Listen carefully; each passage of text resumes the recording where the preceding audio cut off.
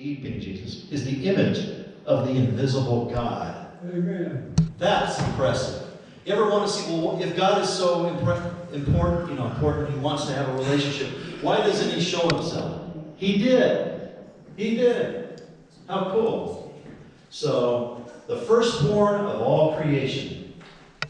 We don't think of him that way. He was the very firstborn of all creation. How awesome. Colossians 1:15.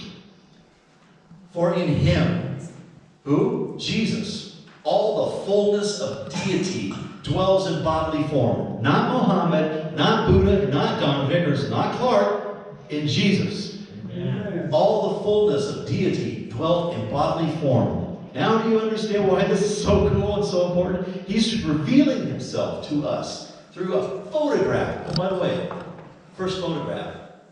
That's the first photograph. You're looking at the first photograph. First photograph is of Jesus. Did you realize that the Bible said that Jesus is going to have the first place in everything? He deserves it. He's awesome.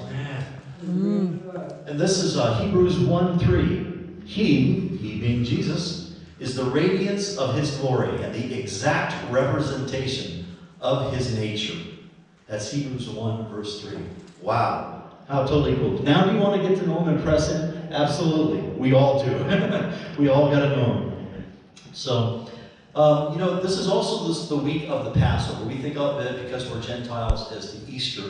And so everybody thinks of Easter week as the week of resurrection. But in the Judaic culture, it's known as the Passover. And so sometimes since we grew up in America, we don't really have a whole lot of understanding of what's going on in the Jewish culture. Because they've been celebrating, how long has the Passover been going on now, by the way? 3,200 years, yeah, exactly. So it's a long time. So there are 3 parts to a Passover celebration, by the way. And by the way, Moses was the first one who celebrated this. What did God tell Moses and the children of Israel to do back in the first Passover, 3,200 years ago? Anybody remember? Take a unblemished lamb and sacrifice it.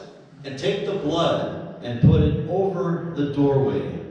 And the angel of death will pass over you. Particularly in a time of pestilence, in a time of sickness. This is a very important thing that I think a lot of people have passed over too much, unfortunately. They have really not paid attention that we're in a time of COVID, and we are facing times where there are sicknesses out there that can take our life. But if we're trusting in the Lord, I think that's huge. The unleavened bread, basically, is still celebrated by the Jewish people to this day, 3,200 years later. What they normally do is they go into their houses and they clean out all of the leavened breads. So all of your donuts and your cinnamon rolls, all that good stuff. Oh. Out they go. But, because in the Bible it talks about leaven representing sin. How fascinating. So they're basically saying, out with all this leaven. It represents sin, but they leave a piece behind. They hide it. And so the head of household then shows up, and he goes through the house, and he basically looks for the leaven that's hidden behind. And he takes it, and he takes a napkin, and he rolls it, whatever piece that leavened bread is, rolls it up in a napkin, and then burns it. How fascinating. Yeah. The sin is taken care of. It's rolled and taken and put away. So, a picture of what's going on. Also, during the Passover Seder, there are 3 pieces of matzah that are put on the table. And not all the Jewish people do this exactly the same. But they have lots of this matzah. Has anybody here been to a Seder? Cool, there's several people. Good, so you'll know what I'm talking about. So they bring this out, and they take the middle matzah, and they break it. They break it.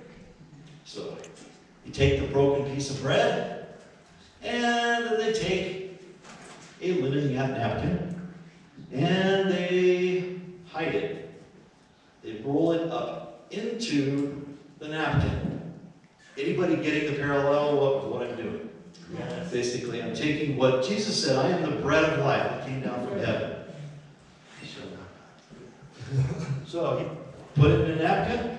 It's rolled up. I'm not doing very good. I'm not a very good Jew. I can't do this very well.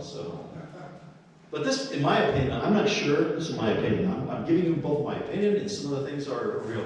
In my opinion, this is probably the forerunner of the first Easter egg hunt. Because they do the same thing with hiding Easter eggs.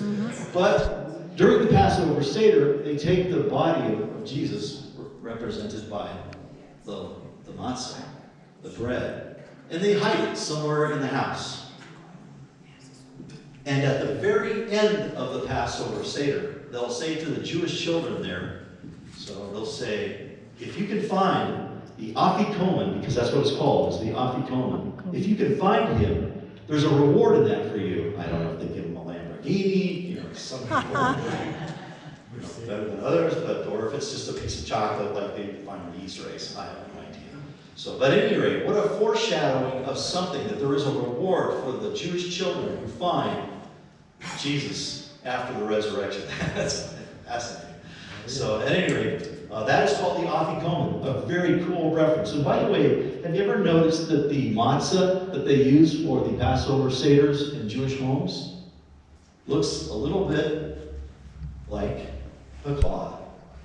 It's fascinating. I was sitting in my room one time and noticed that. Striped, pierced, and burned.